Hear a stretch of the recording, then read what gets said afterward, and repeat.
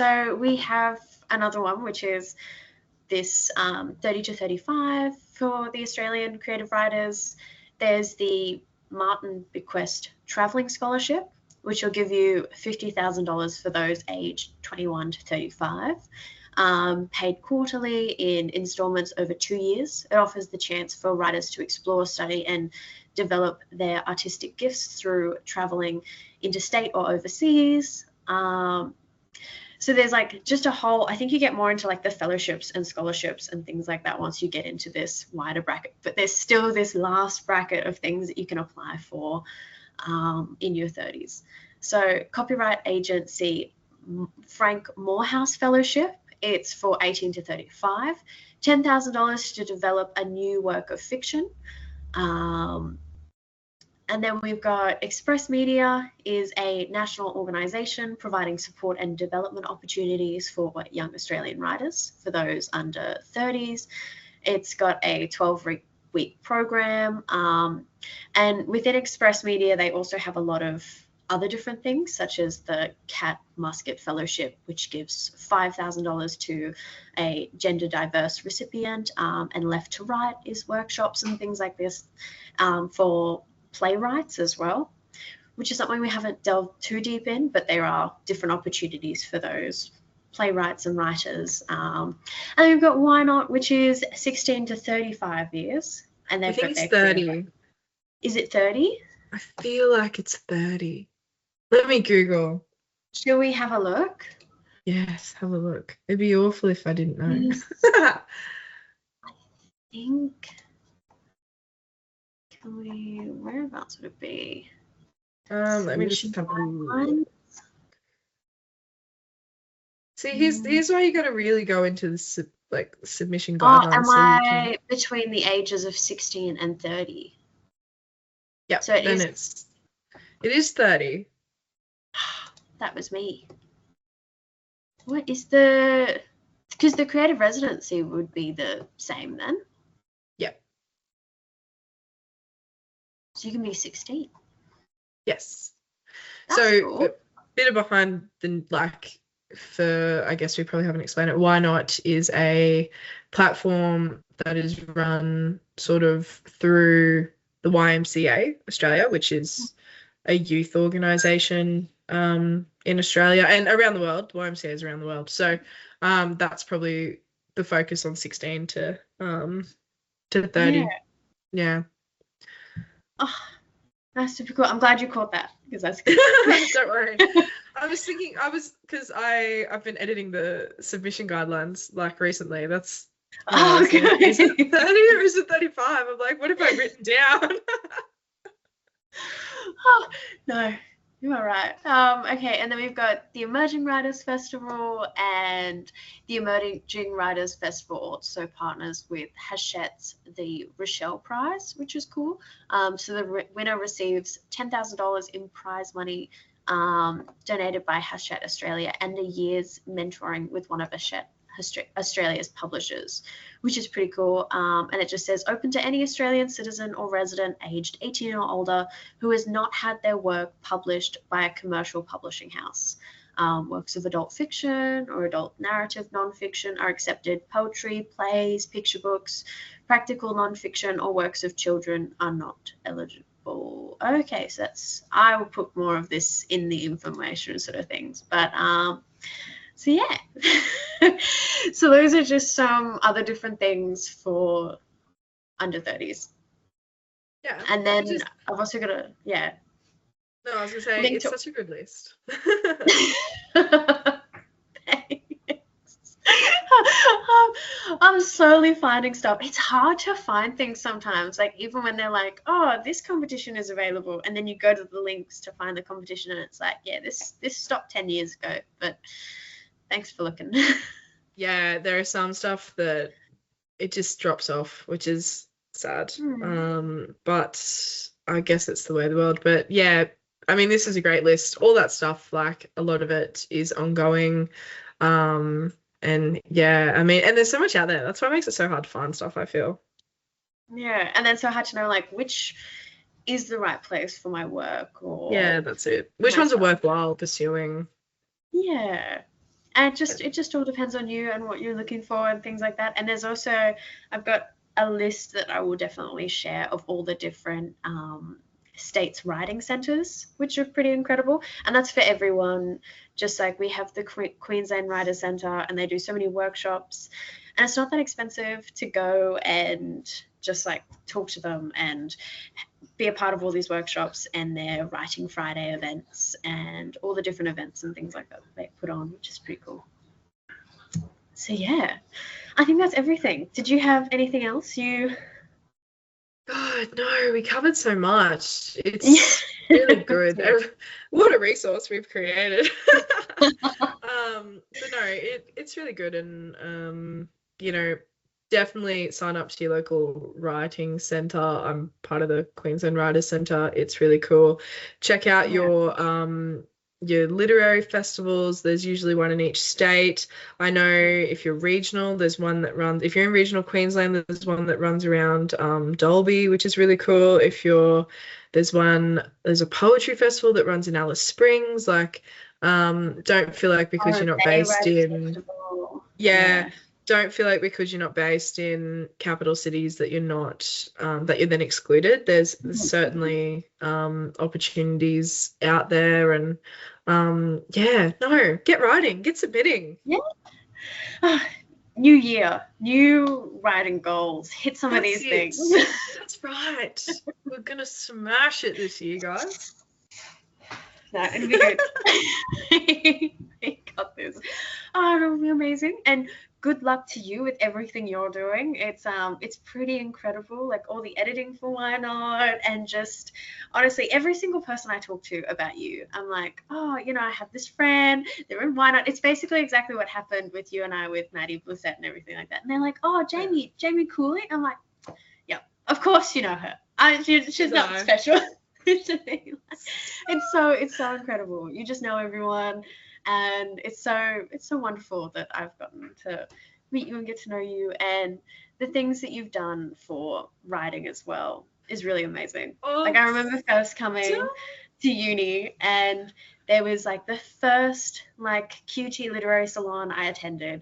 It was so literary and boring, and all like it was like literary, and it was my first time coming into that space, and I'm like, I've just been reading like Dragon Smart for like years. Like, what am I doing here?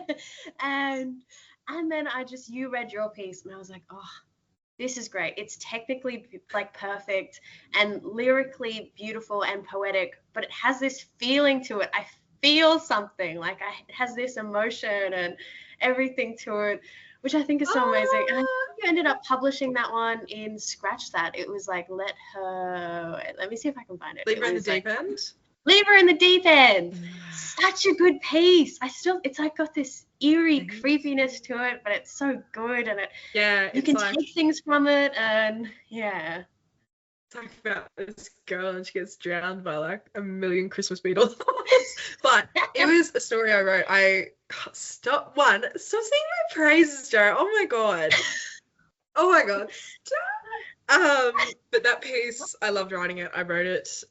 It was inspired by my childhood friendships that I had and the ones I'd left behind, and this idea of like I moved forward, but it felt like I had moved forward, but these people were, because I'm from a really small regional town, and those people are still there. I don't talk to them anymore, which is a bit sad, but like that piece was sort of about that, and it manifested itself in the form of a girl being drowned by hundreds and millions of Christmas beetles, which is such a beautiful image, and something that is not cliched or anything.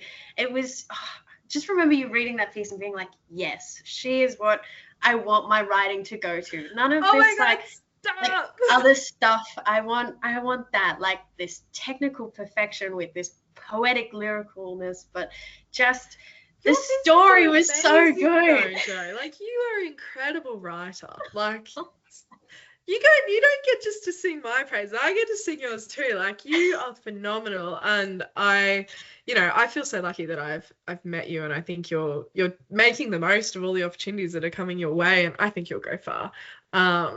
Your manuscript, it'll get picked up. I believe in it. That'll be this year. It's kind of exciting but scary. No, it's super exciting. Can I ask what it's about? So, okay, I'm hopeless at describing it because I've been working on it for so long. I'm like, I'll tell you everything. Okay, let me give you the challenge. Elevator pitch. You have 30 seconds. Oh. Go. Okay. I'm better at doing this with my other one because I learned that you need to do this stuff before you write the book because that helps you just like, yes. But I fucked up with this one. Okay, so it's this romantasy where you have like this YA protagonist and things like that, and I wanted to have, it's got romance, it's got adventure, it's got dragons, it's got feisty dragons, it's got a guy who's the main protagonist who is not, and a girl who's your main protagonist who are not the assassin-y weirdos who just aren't any of my friends or aren't represented in any of the people I know. It's got a kind guy who's super sweet, and he's just trying to do his best and making the best of horrible situations that I put him in. And it's got a girl who's not your like, it's what's it? It's sunshine and the trope. Anyway, no, the sunshine, happiness and reserved. She's a bit more.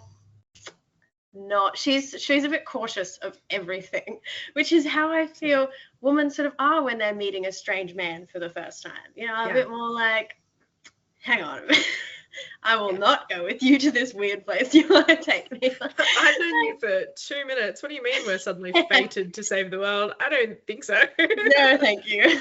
Exactly. So it's just more representative of the people that I know, and you know, Kit gets stuck in this world where he has to get engaged to this lesbian warrior princess whose girlfriend is like a wannabe assassin, and there's a toad who needs a kiss to turn back into a man again, and it's just very funny and fun. This is so fun. I love it. Oh my god, I want to read it. Okay, let me read it. Okay, I shall. I'm going through doing something with it now, so if you're interested, I'll send you a copy. Yeah, send me a copy for sure. I really need to go, but I'm gonna ask this question because I feel like I never ask anyone this question. What's been like your process in writing like a full length like novel? Because I've just started. I've written a prologue. That's it. I've had to like put it away for a little break already. And yeah, I haven't written like a full length piece since I was like 16, and it's sort of daunting trying to go back into it. So any advice? What's your process? Okay, I've slowly learnt my process, and obviously everyone's process is different and things like that.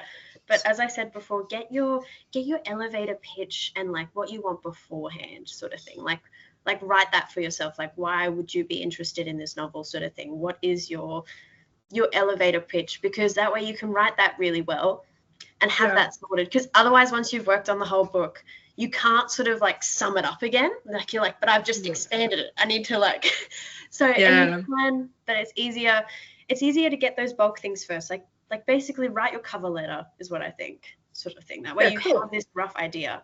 And then I am sort of, I'd say like a planter, you know, like have your little plot seeds and then see what grows from there. So like do the little, you know, start, climax, resolution.